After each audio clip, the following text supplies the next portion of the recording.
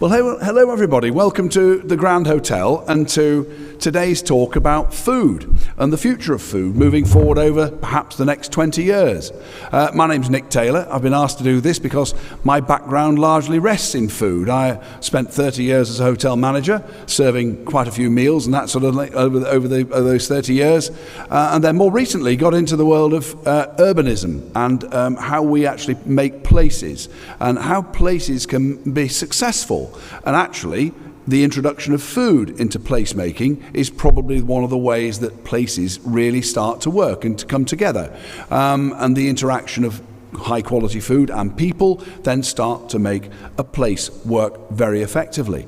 So we're going to talk about some of this, but we've been very fortunate indeed that very kindly Henry Dimbleby released a paper only last week on Thursday on the National Food Strategy, which was very good of him to release it just in time for today's conference. But we're going to have a touch on that, and we've been having a quick natter in the green room before we came through about how we're going to deal with this.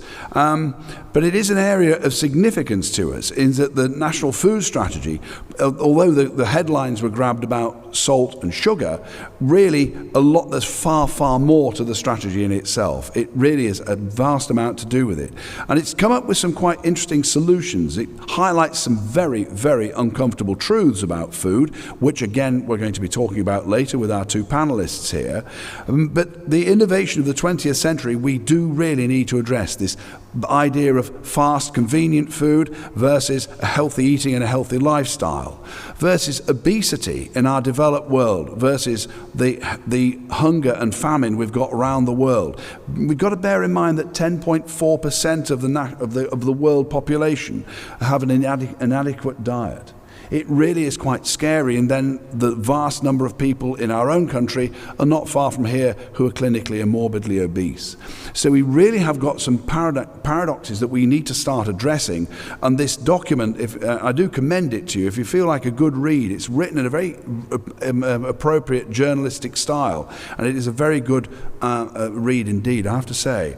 But the global food system is also, coming on to some of the topics that were touched on by the previous speakers, is also the biggest contributor to biodiversity loss, which puts us in an awkward situation.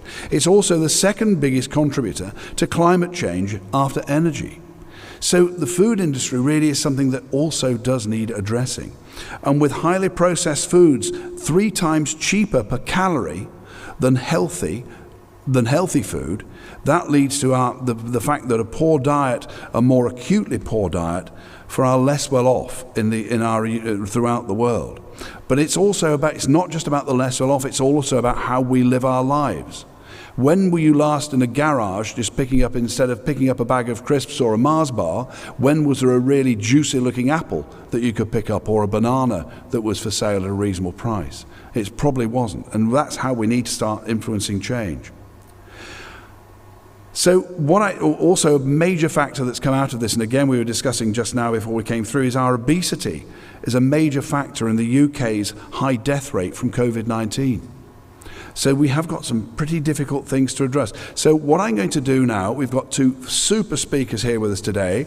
We've got Andy Goldring, who's the Chief Executive Officer of the Permaculture Association, who's one of the country's leading lights in permaculture.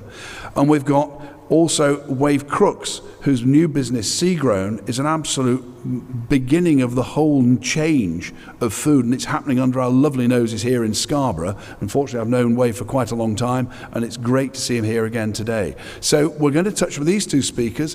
I want about 10 minutes or so perhaps off each of us. You've had a few minutes off me, you're all still awake roughly, but what we'll do is discuss this and flesh this out some more, because I very much want your input into this. I want some challenging questions, please, so get thinking about good questions to fire at us, because we won't go away unless you've given us some good questions.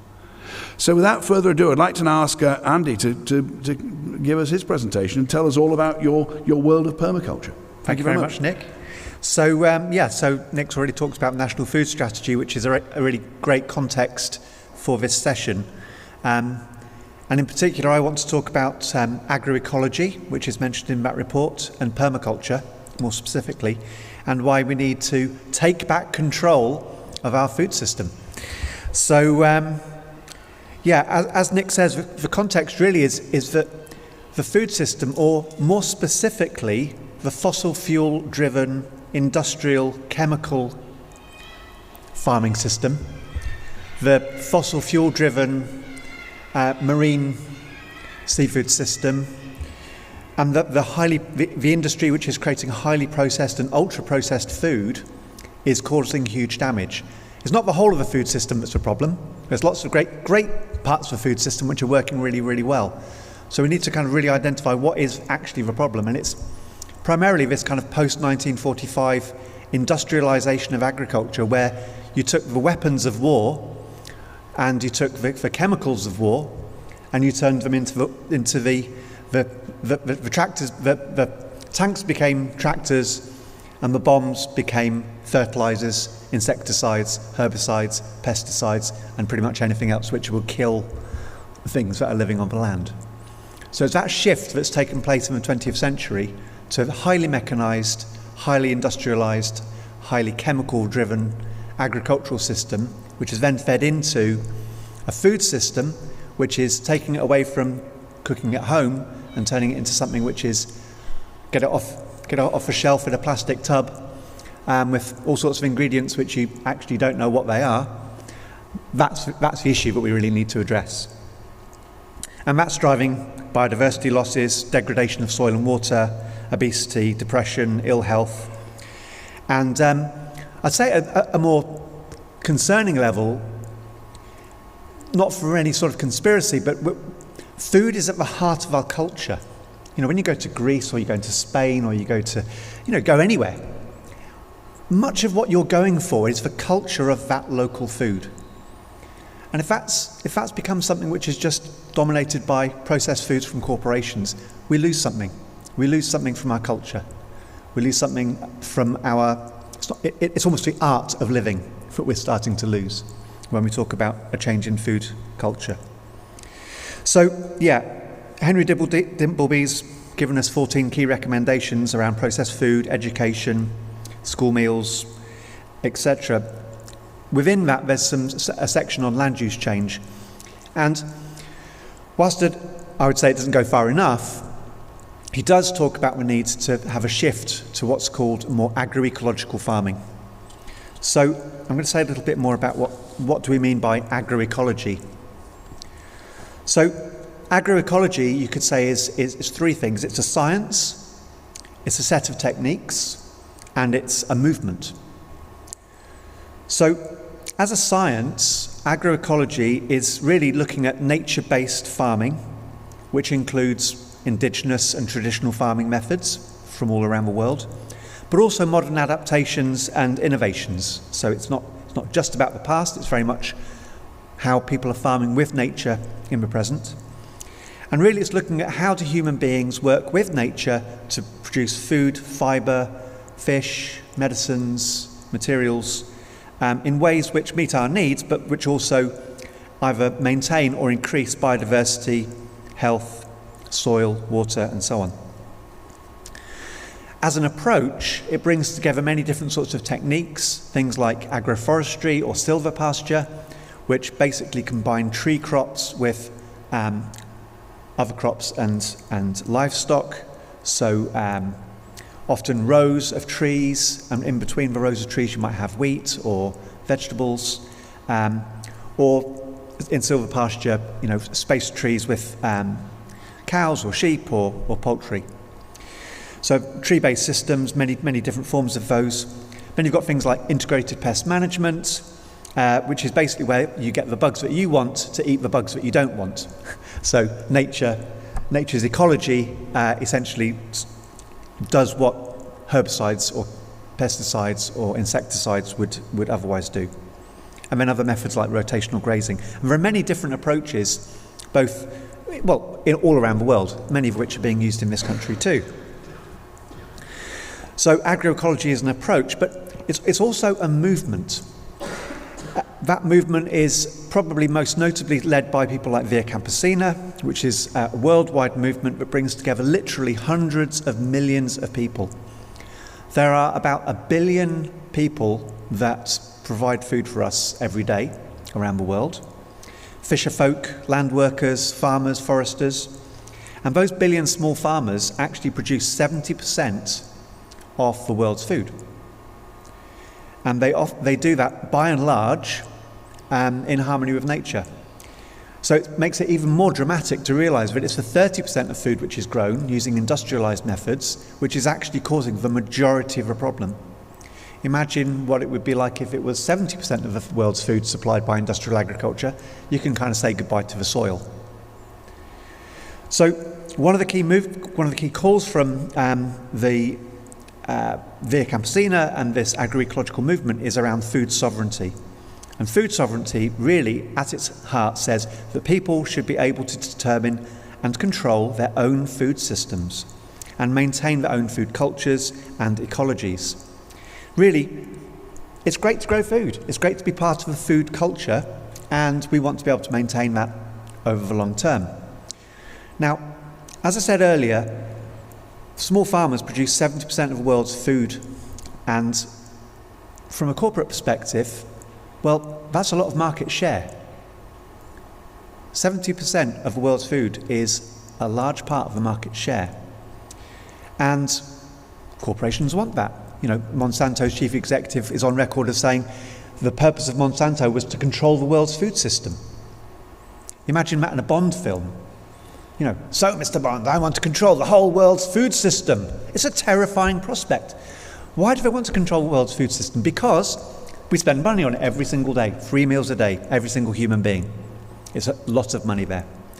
And so there's lots of reasons given why, those peasant farmers, they can't do it. We need GM, we need to double food production, we need to tackle climate change. But fundamentally, they want that 70% of market share. So peasant farmers, small farmers in this country and all around the world are under enormous pressure because it's market share. And food sovereignty, agroecological farmers, they have a different vision of the world, which maybe brings me to permaculture, and I'll end on that. Permaculture comes from this idea of permanent culture, permanent agriculture, a kind of food system and a culture that can persist over time, over the long term. And I think appropriately, I'm just going to quickly bake you a permaculture cake so you know what the ingredients are. So the first ingredient is an ethical framework. Earth care, people care, fair shares. It guides our actions and gives us a direction for our work. Alongside the ethics, the second key ingredient is our ecological principles, lessons from nature. Nature works brilliantly. Every single one of us here is a natural system. You are an ecology of multiple organisms that work together to get you out of bed and get you through the day. Nature works, and if we learn about how nature works and we apply those patterns and those principles to human systems, they work better too.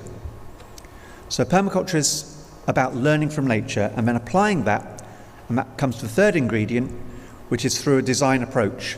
So what are the skills, what are the resources, what are the needs in this place? How do we put that together into a plan of action which will meet our needs in a really good, sustainable way?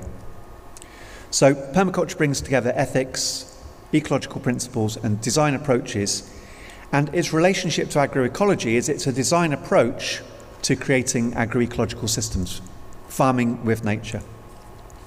It's been going for about 40 years, and I think most importantly, it inspires people to come up with their own solutions.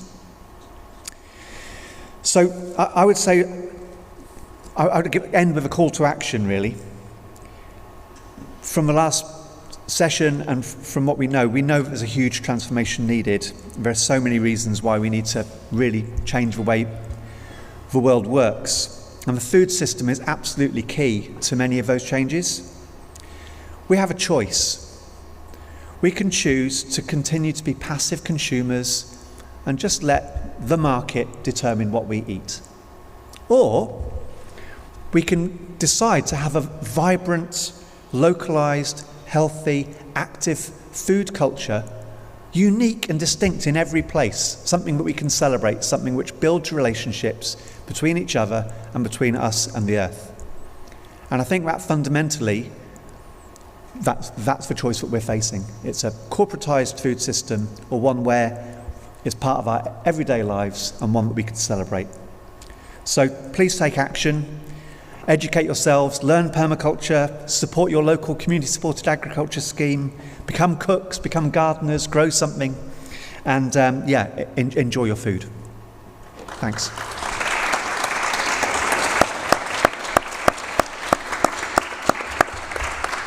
Thanks, Andy. That's very stimulating to start off with that. And what's so interesting is actually that's the strategy and that's the theory you've talked about so well there. We're now going to bring over Wave Crooks, who's going to bring in actually how this is happening and making this work. So an ideal lead-in for you, Wave. Thank you, Nick. Good afternoon, everybody. Thanks for coming to listen to me drone on. Instead of me doing that, to start with, I've got a little bit of a video to show you, because it's much easier to show you a film about what Seagrown is all about rather than me try and explain it. So yes, please, Phil.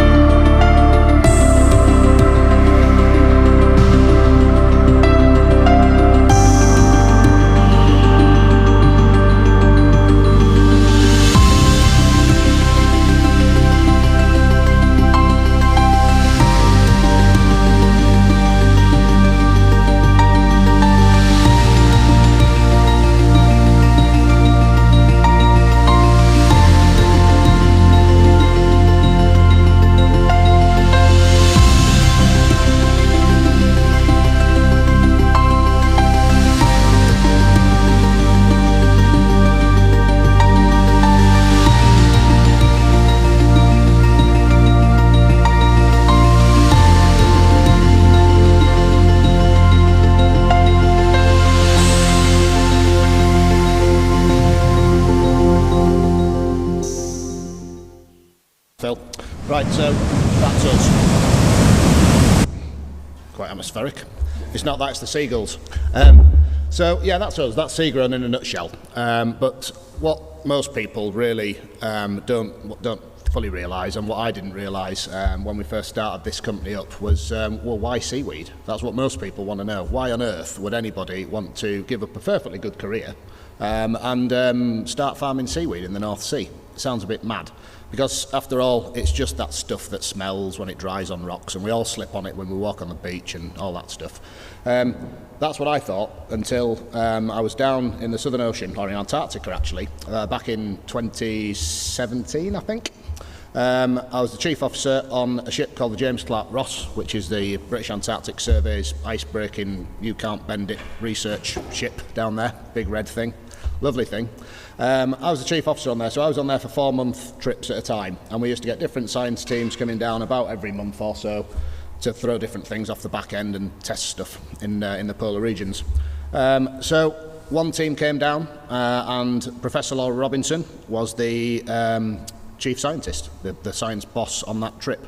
So me and Laura were working together very closely for a good month or so, down in the dark and the ice down there, digging up beasties off the bottom of the Weddell Sea, which is where Shackleton's ship actually sank. We were working right next to the area where Shackleton's ship sank.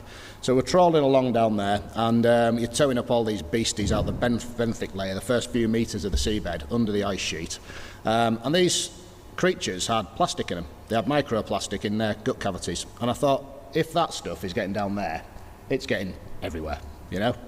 It's as far away from civilization and plastic Coke bottles as you can possibly get, but it's found its way down there, and the benthic beasties are eating it. So that was a bit of a wake-up call for me, really. I thought, well, we've got to do something about this. It's a bit mad. So I spoke to Laura, and we decided to try and put our respective talents to some good use. I can do the marine and the subsea side. I also used to be a diver. And Laura's a clever girl, and she knows all about marine science. So what business could we start that combines those two disciplines? And it turns out that seaweed farming is just that. And we spent about a year researching this, and we found that it isn't just that smelly stuff that you slip on the beach at low water. It's actually it's quite canny stuff, is seaweed. It can do all sorts of clever things if we allow it to. So we started off in a limited fashion back in 2018. You saw some on the video there, some photos of us harvesting seaweed by hand. And we did start that way, under licence from Natural England and the Marine Management Organisation, Crown Estate, etc. Strict sustainability controls. We go down the cliffs, onto the rock ledges, the reefs all up and down the Yorkshire coast. And we go onto the intertidal area, difference between the high and the low water marks, and we physically get down there with scissors and waterproof bergens, and we fill the bergens up and climb back up the cliff again. And we make that into artisanal food and bath type products. That's how we started off.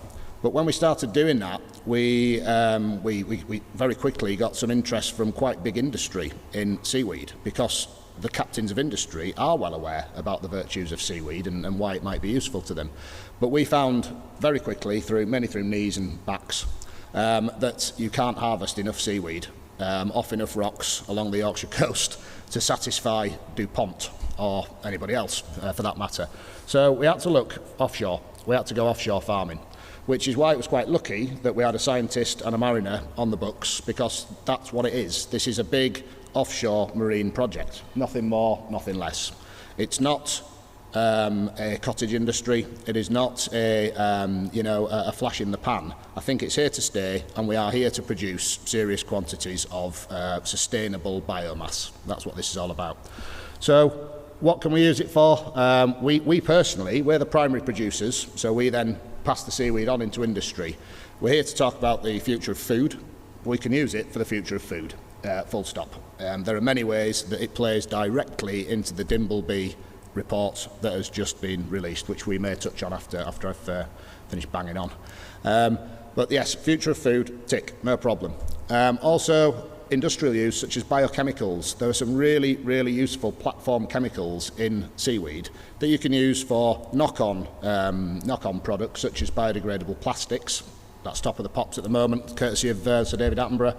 And we can stop those beasties on the bottom of the Weddell Sea being full of plastic anymore, hopefully, or at least slow it down. Because if you make biodegradable plastics from hydrocolloids that come from seaweed, when it goes back into the sea, and it will, it's not an if, it's a when, it will dissolve from whence it came. Not instantly, but it doesn't take 100 years. It disappears back from whence it came. That's got to be a good thing. It's widely known about. There are companies companies such as Notpla, which you may have heard of. They made the little water ampules that were given out to all the runners in the London Marathon. I think the last time it was run, which I can't remember what year that even was, but the most recent one. They weren't giving out plastic water bottles. They were giving out small ampules of water. Rip the top off, drink the water, carry on running, throw it on the floor, and if it goes down the drain, it's okay, it will disappear. They've been doing this in Asia for many years as well. The classic noodle dish in Asia with a little sachet of soy sauce. Don't open the sachet, throw it into your dinner, the whole thing, and it disappears. That's the principle. So that's a good thing. Also, pharma and cosmetics have been aware of seaweed for many years. And I'm not just talking about face packs from L'Oreal. I'm talking about proper medicine. The pharmaceutical industry is interested in some of the bioactives in the seaweed, and over in China they've got medicines, and in the Far East in general they've got medicines that we don't have here, because we're not into this sort of holistic approach in where we source things from. The R&D chain is so long in the West that it would just take another 50 years to allow that to happen here. But there are bioactives in there that they can use in pharma in other parts of the world, and I'm told it does work. Never tried it, but I'm told it works. Fertilisers, soil enhancers. Everybody knows that you can grow some good spuds using seaweed as fertiliser. It's a known fact. It's been done for many years. And in fact, a good friend of mine and yours, Nick, Colin Lawson, spends a lot of time down in Brittany in France, where they grow, not mushrooms, onions in not soil, but seaweed mulch. It just grows stuff. So it's really good as a soil enhancer and a fertiliser, and that ties in to the narrative on industrial farming, because we've got to optimise the productivity of the land, and we have to let it recover quicker by putting soil enhancers into it, naturally sourced of course, if we're going to be able to intensively farm and feed us all, which I know that we'll be talking about in a minute, I'm sure. Animals, meat and dairy, everybody knows, everybody likes meat and dairy, well most people do, and I have nothing against it myself. I'm not a vegan, I'm not a vegetarian, but the meat and dairy industry is one of the world's biggest emitters of greenhouse gas, and we've got to do something about that. The farmers don't need telling, they're coming to us. They know that they need to do something to clean up their act a little bit. It's a natural process, but if we've got 40,000 million cows and sheep burping all over the world, you know, it's going to make a big difference, and it is. It's one of the biggest emitters. I think it's bigger than aviation. So we need to clean that up, and lo and behold, if you put seaweed into their ration, the cattle ration, you can cut down the greenhouse gas emissions by a significant amount. There's a seaweed called Asparagopsis taxiformis, which is, it's not farmed, it actually grows naturally down in Australasia, sort of Southeast Asia there. It reduces, and it's verified, it reduces methane emissions from cows and sheep by 85%. And that's a lot. You know, your average Yorkshire beef farmer, the people I'm talking to, would cut their right arm off to be able to reduce their emissions by 85%. And that's just feed it seaweed. It's fine. But I think the most important thing, the most exciting thing at the moment, and perhaps the most topical thing, is carbon. We need to cut down the amount of carbon that's going up there. It's as simple as that. If we don't, bad things happen. And I think Colin Challen has just been talking about that in the previous session. It's widely documented. We need to cut down on carbon dioxide emissions. End of. I don't think there's any argument to it. How do we do that? Well, we can't stop flying completely. We can't all immediately drive electric cars. We can't stop eating all the cows and all the sheep and all the cheese and all the milk. We just can't do it. It's not realistic in practical terms. We can scale down, but we can't just stop everything. Civilization would stop. What we can do is try and work a little bit more in harmony with nature, and we can mitigate, put some sensible mitigations in. Now, seaweed, and not just seaweed, seagrass, is verifiably 20 times more capable of absorbing carbon dioxide from the atmosphere than woodland is on shore. Now, that's not to say that we don't grow woodland on shore or carbon crops on shore. Of course we do. Great. But onshore, we've got an island the size that it is, or a bunch of islands, and we've got a population that's rapidly growing. We can't cover that in trees. We've got to grow stuff for us to eat. Now, if we can do 20 times more effective absorption of carbon in a crop that doesn't need any fresh water, doesn't need any power, doesn't need any fertiliser, no chemicals, not even any land, if we can produce this stuff from an area that I can vouch for is 4 miles over my left shoulder, and there's nothing there, it's water, that's it. But there's sun and there's tidal stream, and that's all the seaweed needs to grow. So we can feed people, we can produce sustainable products, we can mitigate climate change, and we can help others to do so, and we can do all of this without using any land. So we thought that would be quite a good idea. So we've started doing that now. We have a couple of boats that you saw on the video there. The one with the cranes on the back that was pulling the buoys around, that's called Bright Blue. Based in Scarborough Harbour, that's the tractor that operates the farm. The farm is, as I said, 4 miles to sea from here. It's 25 hectares, roughly, which is about 65, 70 acres, something like that. And it's just open sea, literally open sea. All we need is the sun and the tidal stream, and we've got plenty of both. So that's good. It's about 30 or 35 metres in depth. We use Bright Blue to work the farm as the tractor, but like any farmer will tell you, you need seed. Where are you going to get the seed from? You've got to make it yourself, because if you don't and you've got 25 hectares to fill, you're going to have to go to a Norwegian hatchery or a hatchery in Holland or somewhere similar. So we got another vessel, which is the little ship that you saw steaming down. That was the Sound of Mull, where the mountains were on the video. We brought her back to Scarborough late last year, from the west coast of Scotland, and she houses our hatchery. So we make seaweed seed on board there, and we transfer that across to Bright Blue, take it to sea and go and grow it in the water. It's a partnership with the Yorkshire Wildlife Trust. Yorkshire Wildlife Trust are making seagrass seed to go and rewild the Humber estuary for carbon. Simple as that. the more seagrass we plant, the more carbon we lock in. So we make the seed on Southern Star as well. There was plenty of shit left over after we put that on board. So a shameless plug, we do have a cafe and a bar on board now. It's open this afternoon. But more importantly, from the autumn or maybe early next year, the first quarter of next year, we're going to be starting STEM education for children and local special interest groups, etc. It's important that the kids in school learn about the marine environment, how we can help it, what the implications of damaging it are, and how that affects the sort of ecosystem of the whole world, really. If the seas are healthy, generally speaking, the land's healthy too. So if we can teach kids from this big upwards, that's going to be a good thing. So we're putting classroom and education facilities on board as well.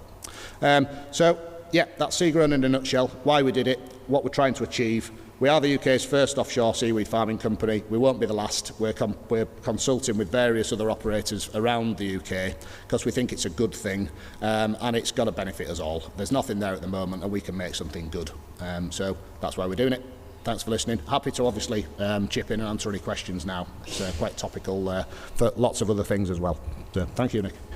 Thank you, Ray.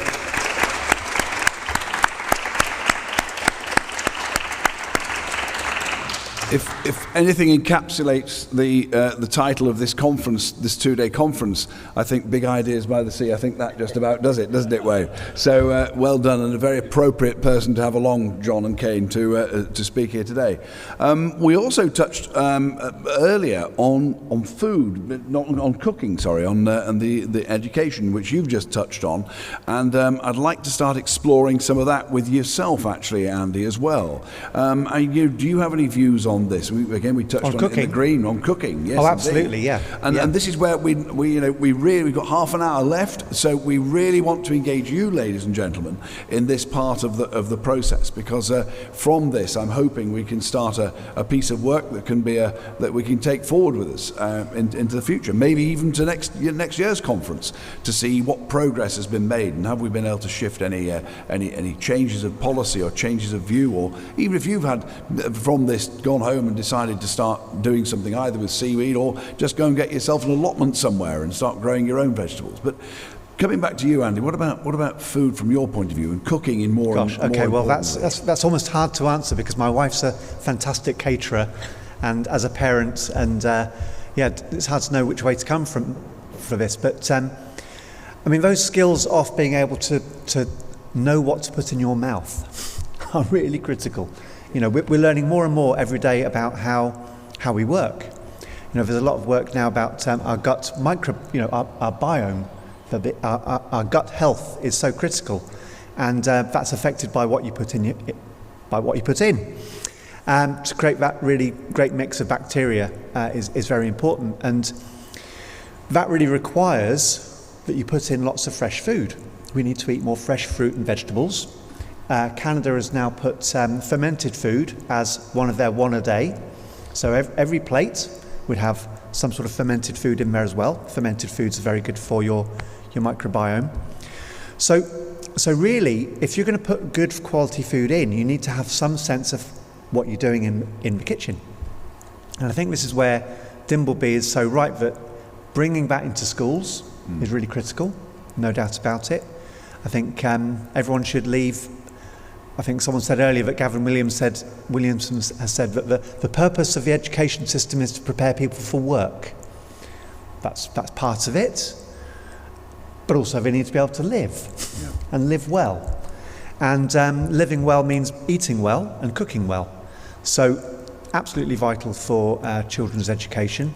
I'd also say that we need to go further than that.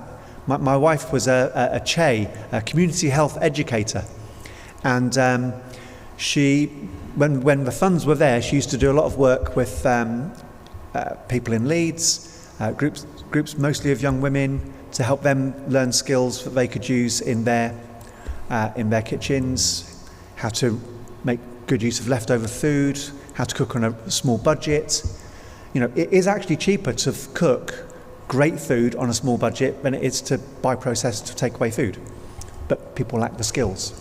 So there's a huge skills issue here, and I think really if you see that a very considerable amount of the money we spend on the NHS is as a result of poor dietary choices, Yeah. actually it's value for money to help kids and adults to learn how to cook well.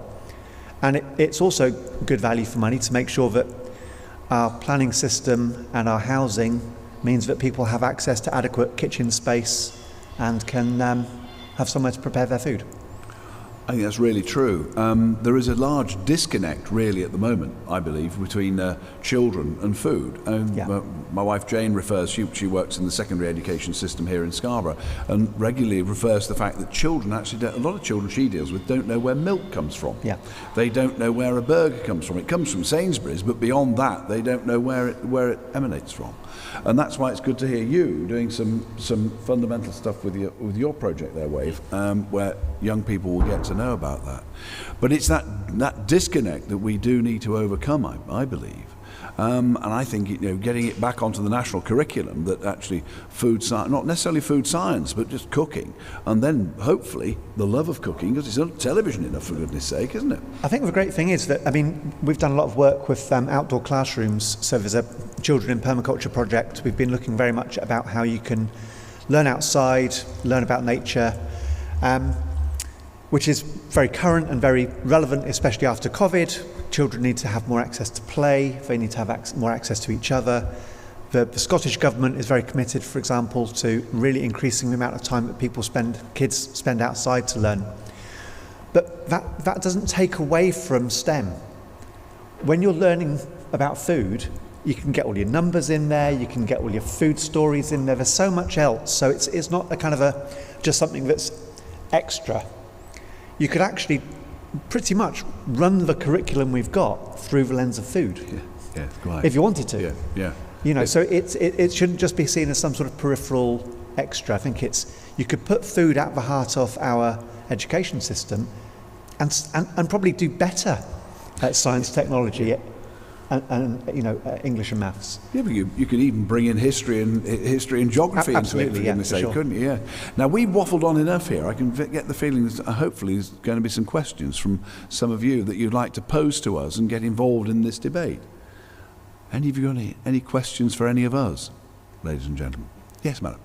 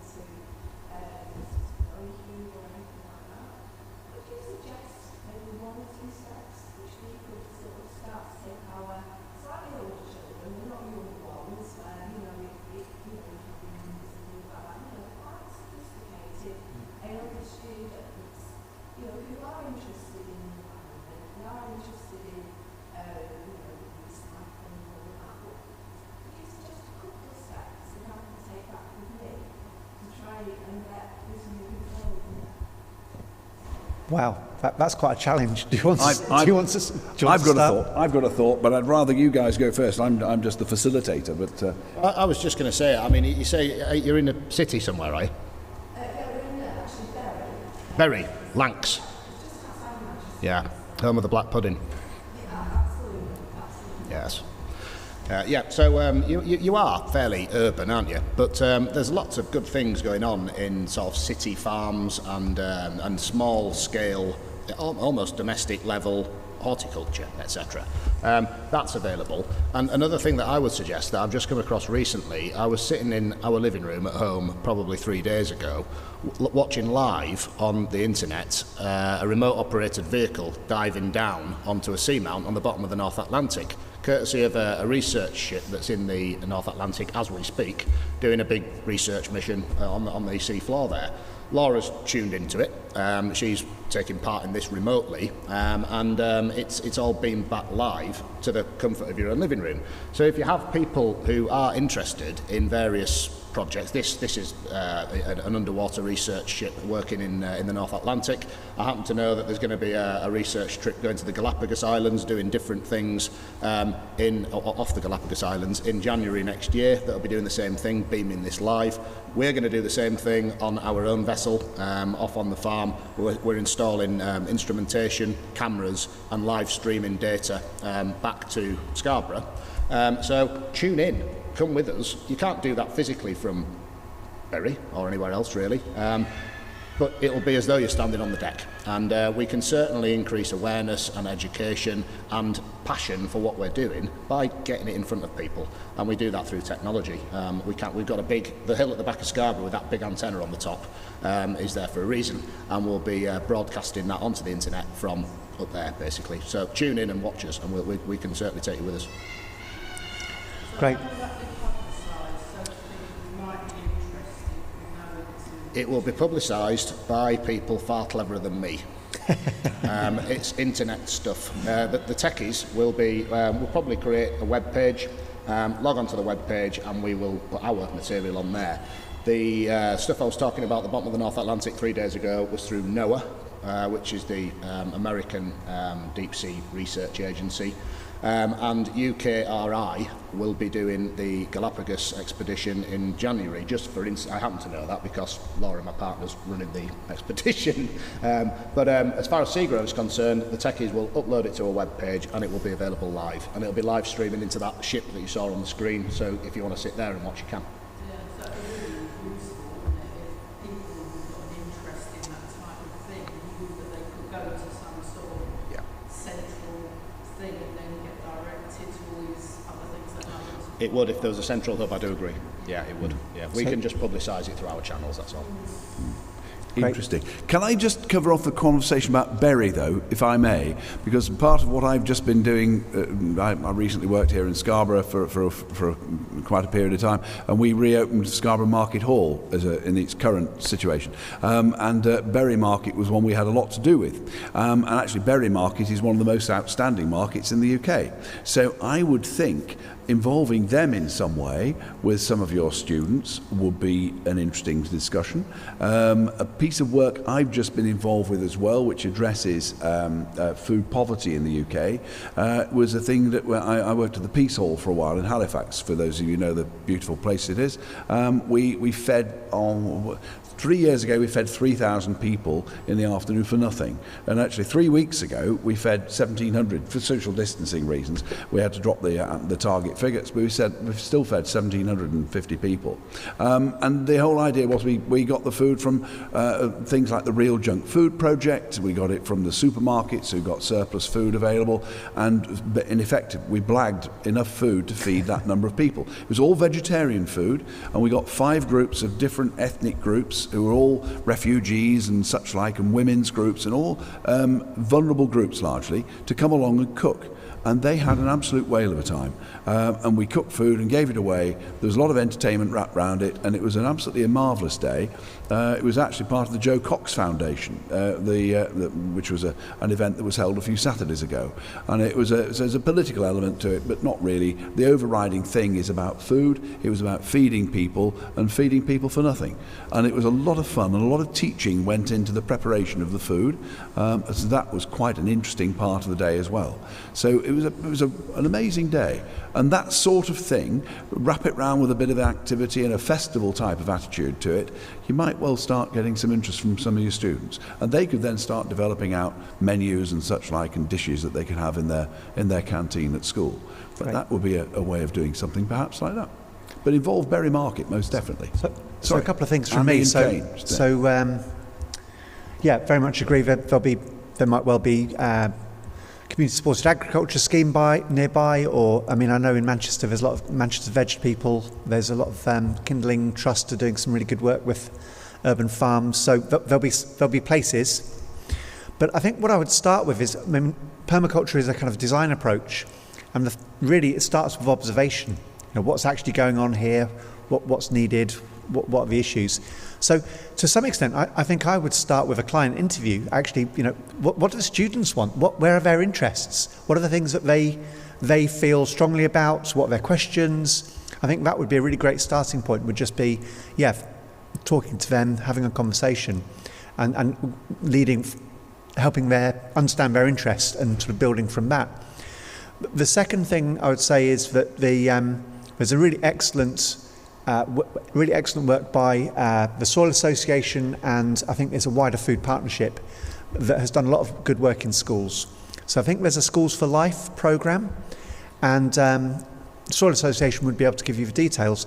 They've worked with a lot of schools, and they have a kind of a bronze, silver and gold type award system. So there are many other schools and colleges doing similar things, and I would say that would be a really good place to start. And you might find that your school caterer could go and visit something nearby where they've already started that journey, and they might get inspired as well. So I'd start with the people that you're involved with, get them inspired, find out what's motivating them, and connect into some schools that have already sort of started that journey. So, Kane. Yeah, this is a question for Wade. Wade, unless you won the lottery, you must have gone to the bank and said, I've got this great idea for a business. What was their first response? And is this a model, I guess, for the future about how we work with the climate and sustainable food? Yeah, I did. I went to half a dozen banks and they all just laughed. It's the banking system at the moment is very, very risk averse. If you want to try and find funding for not just a new project in a new area, but an entirely new industry, there was nobody had done this before. Not here anyway. It's massive in Asia. I don't know why Barclays Bank couldn't have looked on Google Earth like I did and seen that there were seaweed farms around the coast of Korea that are visible from space.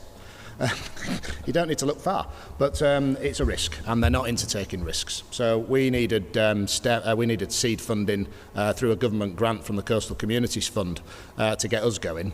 That was used up a long, long time ago, and since then I've called in quite a few favours, spent quite a lot of our own money variously on this, but we're so convinced that there is a future to this, and it's actually going to be something quite big. We just happen to be at the front of it. We're just in the right place, riding this wave. That we're happy to put our own money into it, and so are friends and family. We will be shortly having to go for commercial investment because we will be scaling, and there is just no way that you can do that spending your granny's the money out your granny's sweet jar. That's not going to happen. So we need some significant investment in the future for scaling, but there is a compelling case to do that, because if we do scale, the more we grow, the more carbon we can suck up, and the more we can lock in, and the more progress we can make towards this net zero 2050. Even locally in Scarborough, the numbers are quite staggering, how much carbon we can lock up. Locking it in is the hard bit, don't get me wrong.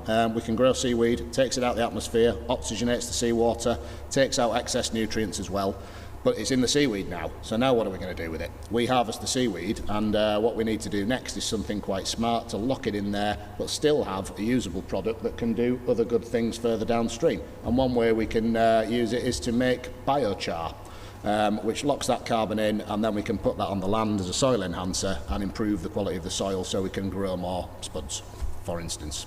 If we go circular and think smartly about what we're doing, we can use it as well as keeping the carbon in, and that's the key. It's got to be valorised throughout its life cycle. Then it's sustainable. Yeah. Fascinating. Great. I've got a few hands. Did you have a hand in the air, sir? Yeah. Yeah. Fine. Question for the gentleman at the end. Yeah. My parents live in the suburbs. A lot of my family do as well, out in the Seaman, Crossgates area. And what I've seen over the years is, first it used to be sort of woodland, then it was made into a housing estate. They had gardens, and the gardens slowly turned into driveways. The garden they did have got generally sort of concreted over, maybe with a few shrubs. Obviously people come home from work and they would rather relax and watch television shows about cooking than actually go outside after work and do all that work in the garden. In Italy, in contrast to that, where I lived for a while, I saw that permaculture comes down through generations, so people are passionate about what they grow, because their parents and their grandparents were growing in this plot of land that they've got, and they're still doing that. And you can see a big difference in the two. Yeah. The two countries. So how can you, on an education level, there's lots of stuff you can do, you're already doing, that's really good. But on a cultural level, how can you sort of address that and encourage people to do stuff at home as well for their children? Yeah, well, there are many different ways to approach it. You know, we can have our own agency, we can decide to make those changes for ourselves, we can support local projects. I do think that we need to look at the kind of big level as well. At the moment, the fossil fuel farming industry is subsidised massively. You know, huge amounts of our money, European Union, UK government, goes into subsidising fossil fuel agriculture. So if you're doing any sort of, if you've got a farming system which has used more people, the people are taxed much more than your red diesel. So we've got an incentive, the incentives in our farming system are to use fossil fuels, because that's how, basically it's very hard to compete, for human beings to compete with massive tractors. It's not to say that we shouldn't have any mechanisation, it's not against an industrial process as such, but all of our incentives are essentially described by get big or get out. Yeah, so even small dairies, you know, we're losing small dairies every week, we're losing small farms every week, because the incentives, the tax breaks, the subsidies are all saying get bigger and bigger and bigger. And that getting bigger and bigger and bigger means more and more industrialised. So if we want to have a farming system which isn't based on fossil fuels, we need to change the subsidies. And we need to change the research. So at the moment, the government has this view that the only science that's worth looking at for agriculture is genetic. It's basically, it's at that, it's not even biology, it's a very specific, you know, cellular level. Well, ecology is also a science. You know, and we need to invest as much in understanding ecological science as we do biological science. If we've understood ecology better, we could create ecological farming systems which would have the benefit of enhancing biodiversity, sequestering carbon, improving the soil, improving the water, and feeding us with good food. To do that in a way which takes the best of science and technology is important. I'm not against science and technology or industrial processes, but we need to find a new way forward. It's neither the kind of peasant farming, because we're not going to do that in this country anymore, by and large. I mean, there's a role for small scale, absolutely, but equally we can't just have, you know, mega dairies and huge farms which just have, you know, massive tractors which cost £300,000. We need to find a new way forward, really. And with that shift, a new culture will emerge, one where we're as interested in local food, we're interested in more horticulture, you know, we need more fruit and vegetables. So that's something that can be grown much more at a local level. Yeah, it's tricky. I mean, I just don't think that. I think the chances of British people starting to grow at least a bit of stuff in their own garden in summer. Well, yeah, that's important. I mean, growing food at home. The thing that's interesting is if you have an allotment or if you grow for your own food, you're more likely to buy organic food. You're more likely to cook, and that's, you know, evidence-based. So having some sort of part in the food system is important. I'm not advocating that everyone becomes self-sufficient, but I'm a real strong believer that it's good to have some sort of part in the system.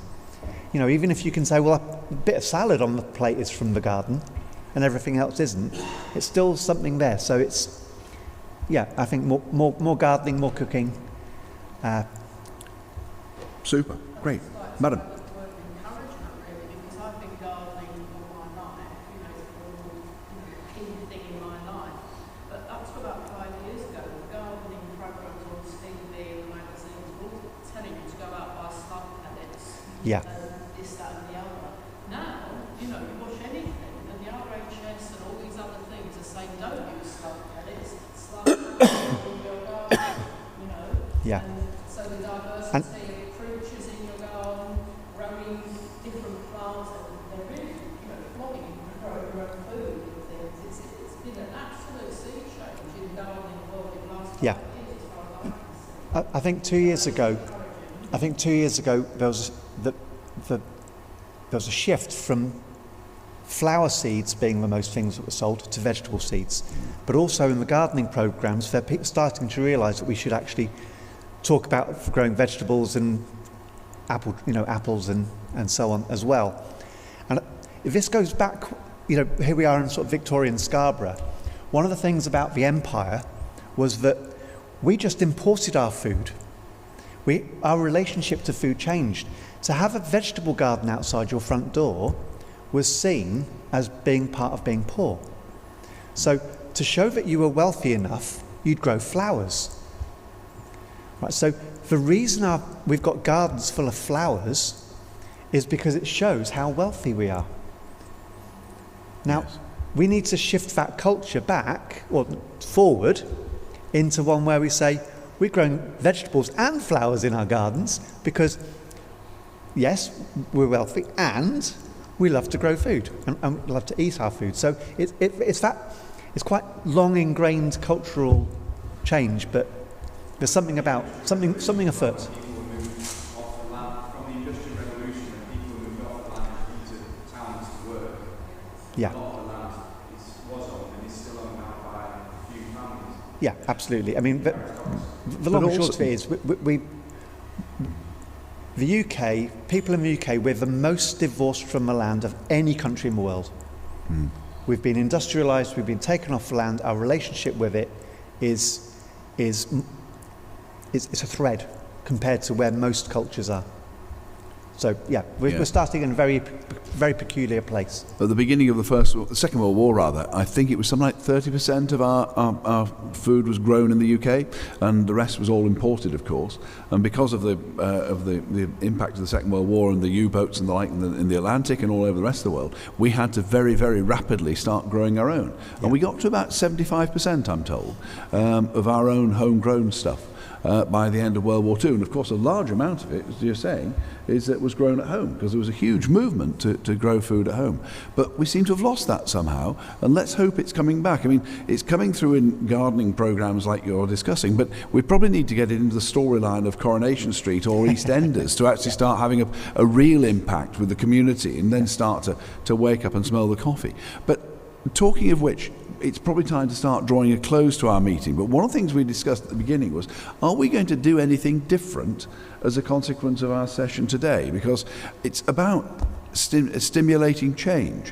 And we are going to be holding this conference again in May of next year, and the plan is to have this conference each year thereafter in May of each year. So are there any of you who are prepared of some of the comments that have been made today to start making some changes or influencing things where you might have some influence? Madam, you're at Sixth Forms College in Bury. Are you going to do something about your students there having a bit more impact on their menu in the canteen?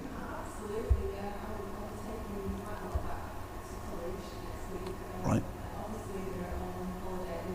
Yeah, of course, yeah.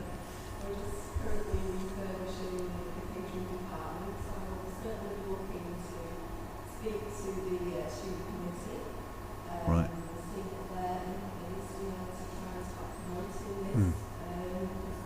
Obviously, the student community are, they will promote better to the, the 2,000 students, and I have, Yeah. talking, on the same level and the same terminology as other students understand. And we can look forward, to engage with some of the online activities and studying that, and we've got TVs around the college, and things like that. Okay.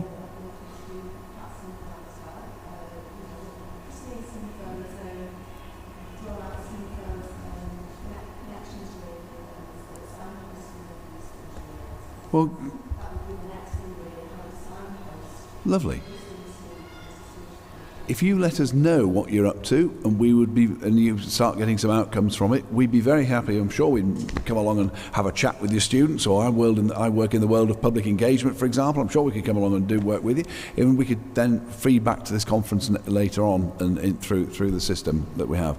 Has anybody else got any commitments, sir? Yeah.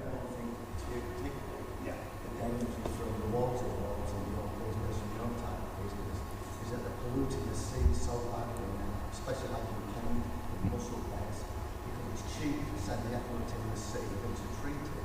Yeah, well, It's privately owned, that's why we offshore, away from the runoff from the land. but they're doing Yeah. it more and more because of the privatisation, because they can't make a profit. Yeah, I think that's probably right. They're just main shareholders, Yeah, it's all about water quality. It's aquaculture of any sort, we, in every drop of water we use in our closed circuit systems in the hatchery, I run offshore at least 5 miles.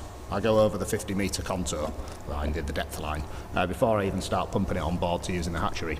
And we grow the seaweed. The farm site itself is far enough offshore that the runoff from the land isn't a factor, because as soon as it runs off, it disappears off in the tide, and it's not far. We're further away than the extent of it. But you are right. It's got to stop. Yeah.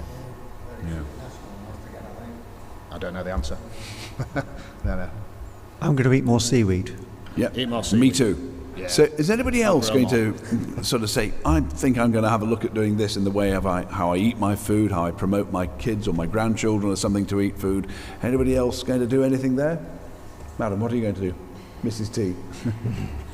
There's just a little comment I want to make. I know this the other day from a friend actually, I'm not sure how correct it is, but they were saying they're going to go to Mongolia, and they were saying that in Mongolia, she's a vegan, to go to Mongolia and be a vegan is very hard because they live very much on their meat, which is something I was aware of, but they also feed their animals and vegetation and vegetables that they grow, so then it gets passed into the meat that they then eat, so they improve quality meat, where over here a lot of our meat is very mass produced and very fast. So I think talking about food, it's good growing vegetables, but there's also a bigger picture there where the farmers and like Wayne was saying about the cows and the seaweed, there's a bigger picture to there as well Yeah. about not having that disconnected from we are growing it all differently. It's going to be something that's all different in dairy.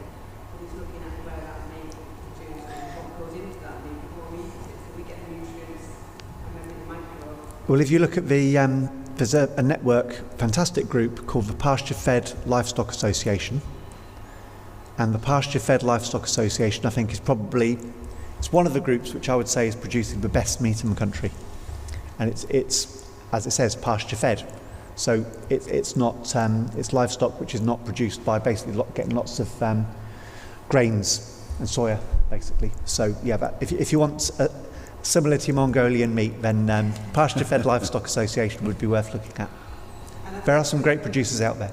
Just going back to what Nick was asking about what we mentioned, I think we should make our program into a podcast and start putting vegetables in the box. Absolutely, here. You're on. Right, so we'll be growing goodness knows what in the front garden. That sounds excellent. The back garden's a yachtsman's garden, which means there's nothing to mow or grow or anything like that. It means I can go sailing. So can I look forward to some further applications from you for expanding your business then in that Yes, case? yeah, absolutely, yeah. Right, yeah, the good. Crown Estate looks on it very favourably, and Excellent, good. this is the future, so yeah, we'll expand. Good. And if you- Given the opportunity. Yeah, lovely. Well, thank you for that. I think that just about concludes our session. Has anybody else got any comments they want to make? Any points they want to raise? I'd just like to say I found it an interesting session. We live in Scotland, we've seen your home, we've read things outside. It'd be really good to know a bit more about it. So just seeing a broader picture and so on. So I found it a Thank you. session. Super, well, thank you. And thank you for your contribution as well.